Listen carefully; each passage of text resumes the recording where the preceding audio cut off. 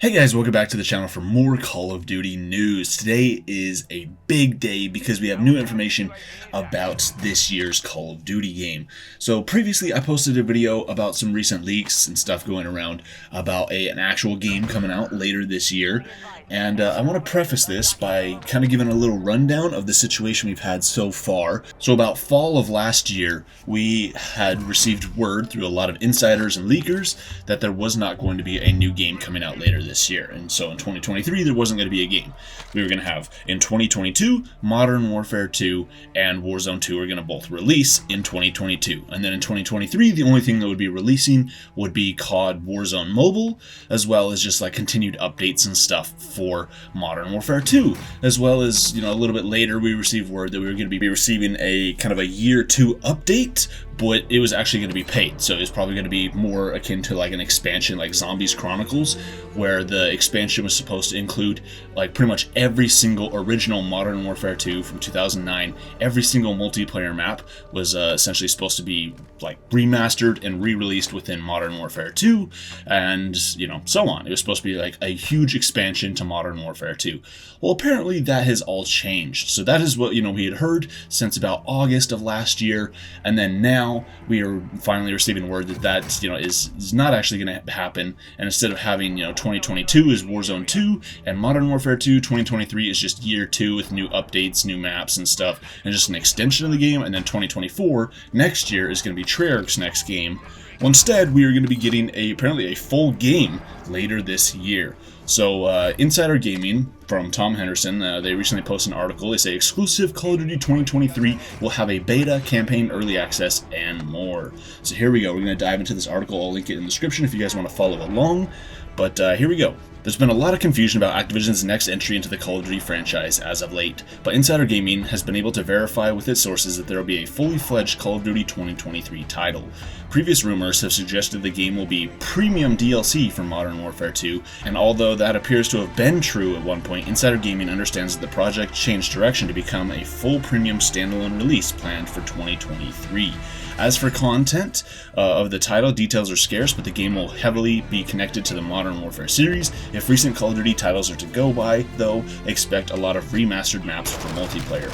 The games associated with the Modern Warfare series would suggest that this game could be called Modern Warfare 3, but Insider Gaming was unable to verify the game's name at this time, as it's not yet decided. One key detail about the game, though, is that according to Bloomberg's Jason Schreier, the game will be developed by Sledgehammer Games. This is a key detail that Insider Gaming was able to corroborate, but it's understood that the title is a huge collaborative project across all of Activision's Call of Duty studios, like most of their COD games these days. Insider Gaming has been able to verify that this year's title is scheduled to have 2 beta weeks, an early access campaign period, and a full marketing strategy consistent with past premium releases. In addition, we are able to verify that the next entry will still be released on past generation consoles. As for the game's current key dates, we were unable to confirm a reveal date for the title, but we were able to pinpoint the key release dates currently penciled in for the title. So here we go, let's dive into some of these dates. So, Beta 1 weekend. So this is PlayStation exclusive, so PS4 and PS5, because like I said, it's going to be, this new game is going to be still available on last generation consoles. So Beta Weekend 1 for PS4 and PS5 is supposed to take place from October 6th through October 10th of 2023. Okay, and then after that we have Beta Weekend 2, which will be open for everybody, all platforms, so PS4, PS5, Xbox One, and Xbox Series X and S, as well as PC, and that will go from October 12th through October 16th of this year. And then, just like Modern Warfare 2, we are going to have a campaign early access period, where, just like with Modern Warfare 2, you'll be able to hop in and play the entire campaign early. It was like a week early was for Modern Warfare 2, and you could play the entire campaign. There's nothing restricted or anything. Like, it was literally, you could play the entire campaign of the game early. That way, when the full game drops, you can hop in and solely focus on multiplayer. You don't have any fear of missing out of, oh man, I don't want to hear about spoilers of the campaign because I'm trying to grind out multiplayer. Well, it's like, hey, you could have completely finished multiplayer in the week prior, So I think it is actually a really good thing having the campaign early access. I am excited to see that come back, and that will be on November 2nd, 2023. So if the campaign early access is a week early, and it's on November 2nd, okay, where does that put the full release? Well, apparently the full release of this new game is going to be slated for November 10th, 2023. Ooh, okay, so that is a little bit later than we got for Modern Warfare 2. Modern Warfare 2 came out at the end of October, so I mean, it's about 2 weeks later or so than we got for Modern Warfare 2. It is interesting, though, I think those extra 2 weeks, it might not be as critical as one might think, but I'm sure, an extra 2 weeks of development doesn't hurt, especially with a game like this, where this game it almost seems like it's going to be kind of slapped together, kind of hastily, because, as we all have said, initially there was no game planned for this year. There was no premium title planned for it. Instead, we were just going to be getting a giant update to Modern Warfare 2 with new maps and with new modes and stuff, and it was basically just going to be a giant expansion to the game. So, think of, like I said, Zombies Chronicles. And then we also received word, okay, no, it's probably going to be about a $60 or $70 expansion, but it's going to potentially include, campaign DLC, it's going to include a bunch of new multiplayer maps, as well as there'll probably also be a giant Warzone 2 update / integration with a new map and, a bunch of new stuff as well. It's going to be essentially like a whole new game coming out, but based off the same existing Modern Warfare 2.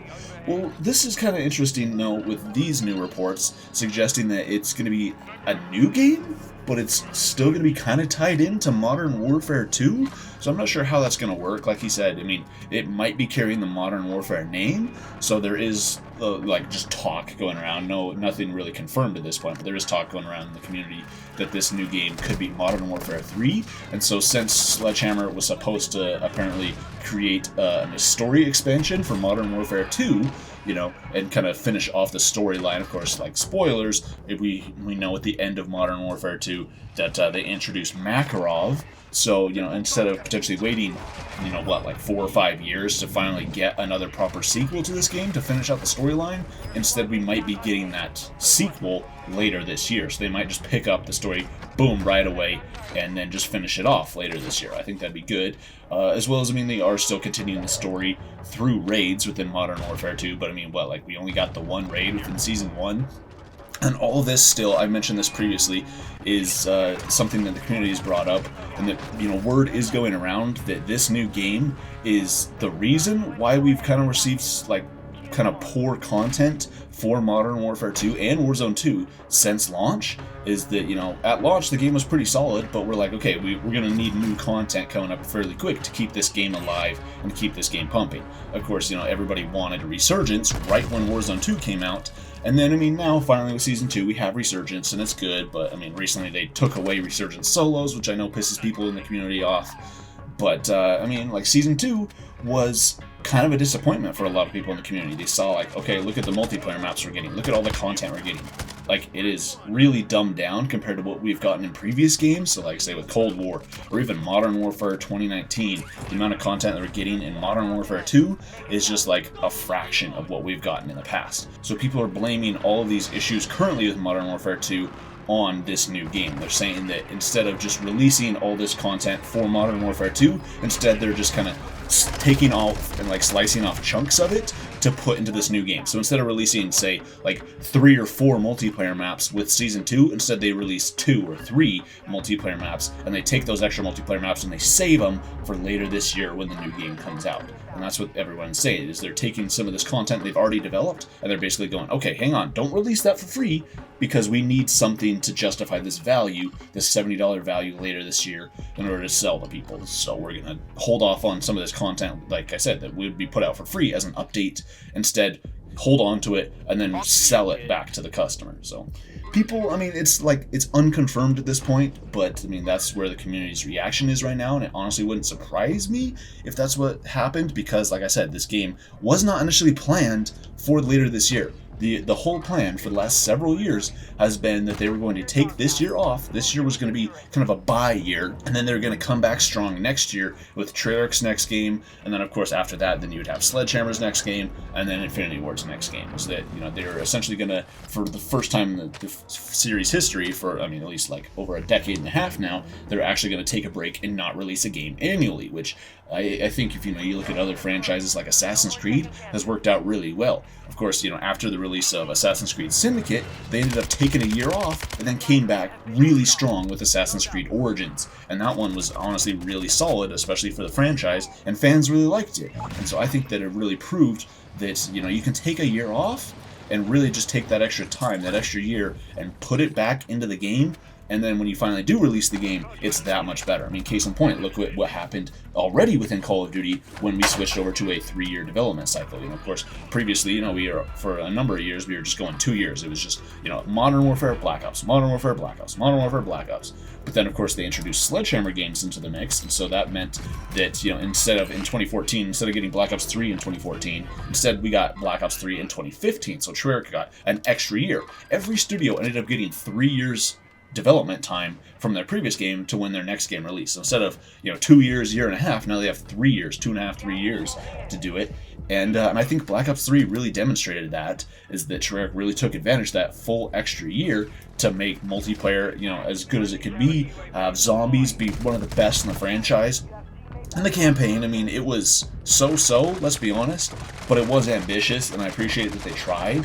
And so, you know, stuff like that. It's like, you know, I think obviously giving developers more time is beneficial, but like with this game coming out later this year, it's kind of a mixed bag because, like I said, it was not planned. It's not like they started working on this game 3 years ago. No, they recently started working on this game, like probably within the last year. I mean, I wouldn't honestly be surprised if, well, by the time this game releases, if it had maybe 15, 14 months of development time in it, and not much more than that, because, I mean, it is interesting. Of course, Activision wants to keep up sales and wants to keep up revenue, but is that what's best for the franchise? I don't think so. I really think that they needed to take a year off.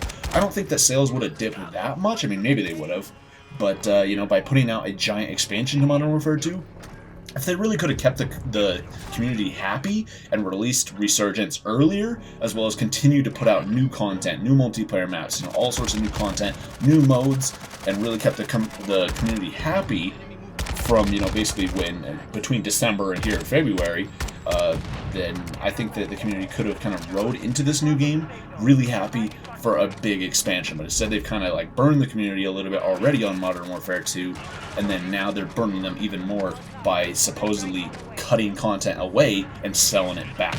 So, anyways, that was kind of convoluted, but I hope you guys, you know, learned something from this. I want to hear you guys' thoughts on this in the comments down below. What are your guys' take on this? What do you guys think this game is going to be? Is it going to be an expansion to Modern Warfare 2? Or, I mean, there is still a possibility that got thrown out the window and this is going to be supposedly a whole new game, which I also find interesting because Vanguard released in 2021, and then for some reason Sledgehammer Games is back up making another game in 2023. So, I mean, like I said, and they didn't even start working on this game in 2021 after Vanguard released. So it's not even like they've been working on it for 2 years. Instead, like I said, they've had maybe a year, 14, 15 months, something like that, to make this game.